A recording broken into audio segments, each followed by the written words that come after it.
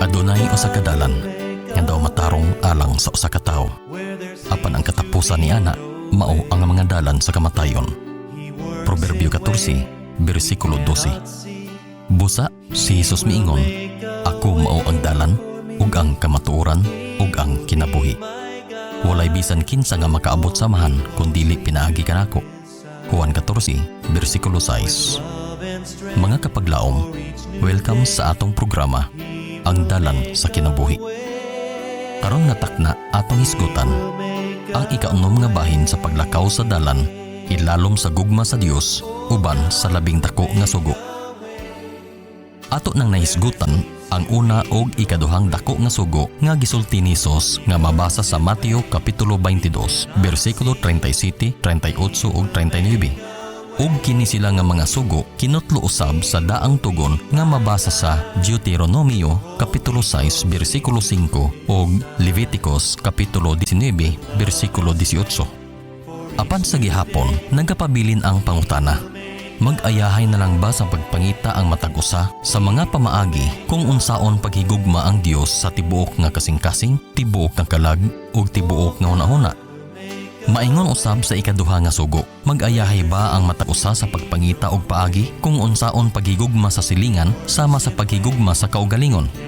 Gani, sa punto palang daan sa paghigugma sa kaugalingon, daghan na niini ang nahisalaag. Labi na siguro sa paghigugma sa silingan, posiblesad lakip ang paghigugma sa Dios.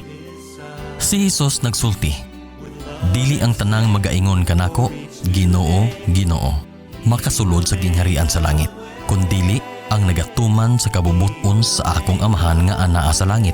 Daghan unya ang magaingon kanako niadtong adlaw. Ginoo, Ginoo, dili ba na naghimo man kamig mga propesya tungod sa imong ngalan, ug na nagpagula sa mga yawa tungod sa imong ngalan, ug nakahimo sa daghang mga milagro tungod sa imong ngalan? Ug unya magaingon ako kanila, wala ko gayod kamo igkaila. Pahawa kanako kamong mga mamumuhat ug daotan. Mabasa sa Mateo kapitulo 7, bersikulo 21 hangtod sa 23. Usa kini kapait nga panghitabo sa kinabuhi, og walay tumutuo sa Dios nga gusto mahiapil niini nga grupo.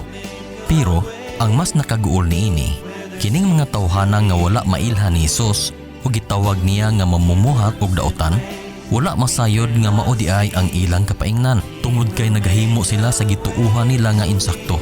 Gani sa ilang gisaysay nga ilang ginabuhat, mga klase sa ministeryo sa ngalan sa Dios ngadto sa uban, sama sa pagprofesya, paghingilin og yawa, paghimo og milagro. Kini nagpasabot anaa sila'y pagtuo sa Dios. Madasigon nga nagaalagad ug dako kaayo nga posibili nagaangkon usab sila nga nahigugma sila sa Dios. Niini nga sitwasyon atong maklaro nga dili maayo iaplikar ang kinaugalingon nga pagbulutan kung unsaon paghigugma ang Dios.